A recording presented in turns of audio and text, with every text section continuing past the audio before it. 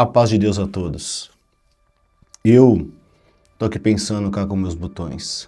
Vocês já pararam para pensar que tipo de missionário é esse que nunca sai do conforto da sua cadeira, mas vive atacando os irmãos na internet? Que evangelista é esse que só pesca no aquário, enquanto milhões lá fora morrem sem conhecer a Cristo? Eu quero trazer hoje uma reflexão e uma exortação a esse grupo que tem se levantado na internet com um discurso bonito, mas uma prática vergonhosa. Gente que se autoproclama, o defensor das Sagradas Escrituras, o defensor da teologia, mas que na verdade vive sentado atrás dos seus computadores e celulares atacando igrejas sérias. Eles chamam isso de evangelização, mas isso não é evangelização.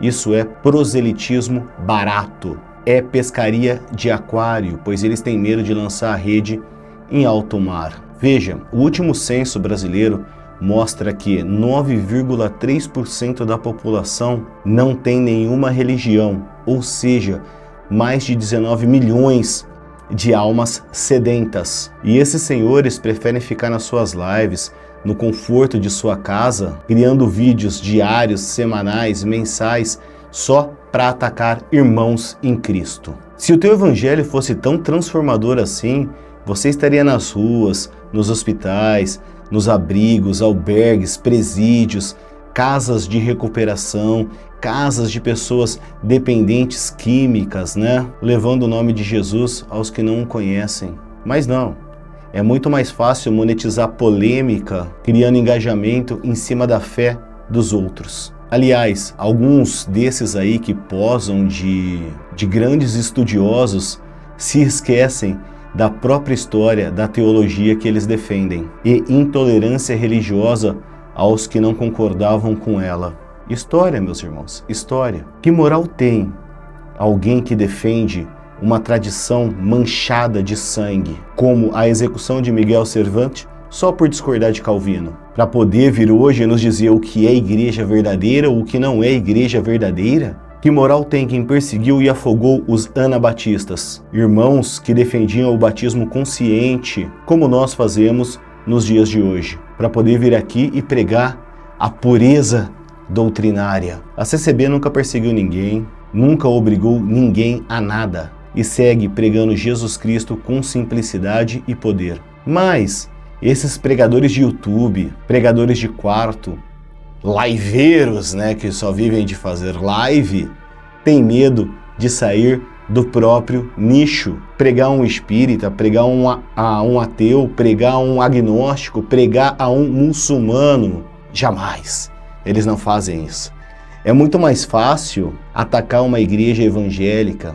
Gera views, gera engajamento, gera monetização. Será que estão realmente preocupados em salvar almas? Meus irmãos, isso não é evangelho, isso é vaidade. É cobiça disfarçada de zelo. Lá em Romanos 14, verso 4, está escrito assim: quem és tu que julga o servo alheio? Aos que causam divisão entre nós, afastai-vos dele, conforme Romanos 16, 17. Ide por todo o mundo e pregai o evangelho a toda criatura, conforme Marcos 16, 15. Vai lá, meus irmãos.